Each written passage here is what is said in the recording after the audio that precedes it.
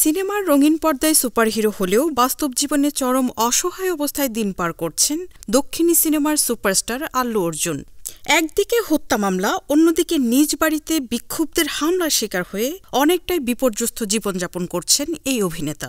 ৪ December হায়দ্রাবাদের সন্ধ্যা থিয়েটারে Pushpa 2 the rule সিনেমার প্রিমিয়ারে পদদলিত হয়ে এক নারী ভক্তের মৃত্যু ঘটে। পরে ১৩ ডিসেম্বর হায়দ্রাবাদের জুবিলি হিলসের নিজ বাড়ি থেকে গ্রেপ্তার করা হয় এই অভিনেতাকে।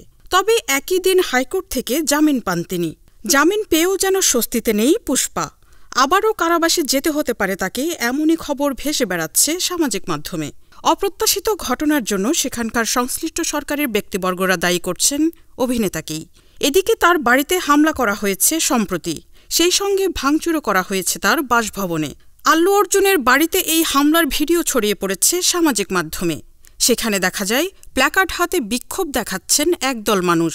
কেউ বা আবার বাড়ির পাঁচিলে উঠে ঢিল ছুঁড়ছেন ভেতরে। অভিনেতার বাড়িতে ভাঙচুর হওয়ার খবর পেয়ে তৎক্ষণাৎ ছুটে যায় স্থানীয় পুলিশ। ওসমানিয়া বিশ্ববিদ্যালয়ের প্যানেলের সদস্যরাই এই হামলা চালিয়েছে। ভারতীয় সংবাদ মাধ্যমের এক প্রতিবেদনে উঠে এসেছে এ তথ্য। বাড়িতে হামলার সময় তড়িঘড়ি করে পরিবার 2 সদস্যের সঙ্গে সন্তানদের নিরাপদ আশ্রয় পাঠিয়ে দিয়েছেন আল্লু। দেখা যায় আল্লুর কন্যা আরহা একরাশ চিন্তা নিয়ে গাড়িতে চুপটি করে বসে রয়েছে। ছেলে আরহানও তাই। 2 সন্তানকে বাবা মার কাছে পাঠিয়ে দিয়েছেন আল্লু অর্জুন। এই ঘটনায় 8 জনকে আটক করেছে পুলিশ। সব মিলিয়ে সিনেমা সুপারহিট হলেও বর্তমান সময়ে বেশ খারাপ যাচ্ছে দক্ষিণী সিনেমার সুপারস্টার আল্লু অর্জুনের। Marufa Kamal, news desk, hello Bangla.